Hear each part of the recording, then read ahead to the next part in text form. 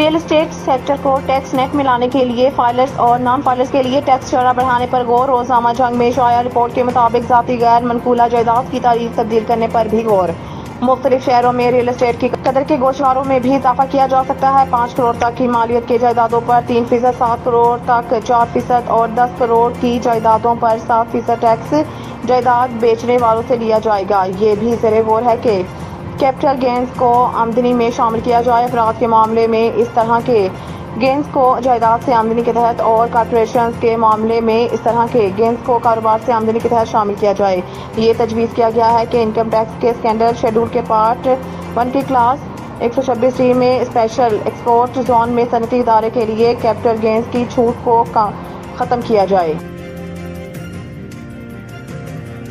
NAB ترمیم case کی براہ راست سماعت سیاسی مقاصد کے لیے استعمال ہو سکتی ہے۔ سپریم کورٹ کی جانب سے جاری تحریری حکم نامے میں کہا گیا ہے کہ خیبر پختونخوا حکومت کی جانب سے عدالتی کارروائی براہ راست دکھانے کی درخواست دی گئی اور درخواست میں ایک جواز یہ پیش کیا گیا۔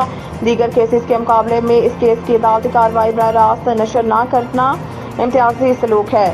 کے پی حکومت کا جواز حقائق سے منافی ہے کیونکہ بہت کم مقدمات کی کارروائی براہ راست دکھائی گئی۔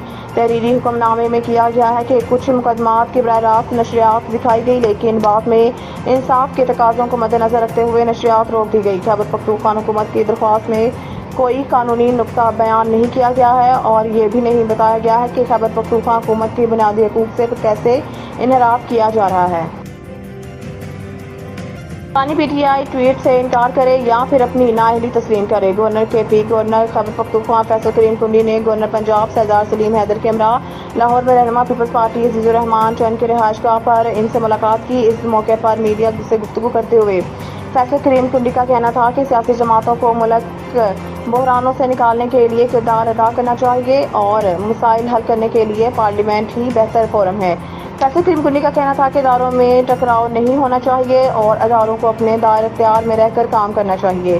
وزیر اعلیٰ کے پی کے حوالے سے بات کرتے ہوئے ان کا کہنا تھا کہ علی امین گنڈا پور کے ساتھ محبت انشاءاللہ چلتی رہے گی۔ انہیں کھانے کی دعوت دی ہے لیکن شاید وہ کچھ ہچکچا رہے ہیں۔ گورنر کے پی فیصل کنڈی کا کہنا تھا کہ کل تک بانی پی ٹی آئی کی ٹویٹ ان کے اکاؤنٹ پر موجود تھی، وہ یا تو ٹویٹ سے انکار کرے یا پھر اپنی نااہلی تسلیم کرے۔ ایک سوال کے جواب میں فیصل کریم کنڈی کا کہنا تھا کہ آپ سوشل میڈیا کے خیبر پختونخوا کو دیکھ کر چیزوں کا اندازہ مت لگائیں، میرے ساتھ آئیں، میں آپ کو گورنر ہاؤس سے خیبر پختونخوا دکھاتا ہوں۔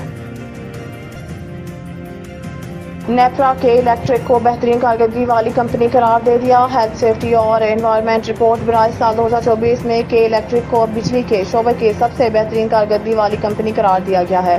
نیپرا کی جاری کردہ رپورٹ میں توانائی کے شعبے کے تمام کمپنیوں کے سیفٹی پروٹوکول اور اقدامات کا جامع تجزیہ کیا گیا ہے اور یہ پایا ہے کہ کے الیکٹرک نے اپنے تمام آپریشنل موڈ جیسا کہ بجلی کے پیداوار، ترسیل اور تقسیم میں بہترین HSE اسکور حاصل کیے ہیں۔ رپورٹ کے مطابق کے الیکٹرک نے بجلی کے پیداوار میں 96.5 HSE اسکور، ٹرانسمیشن میں 95 اور ڈسٹری بیوشن میں 88 اسکور حاصل کیا ہے۔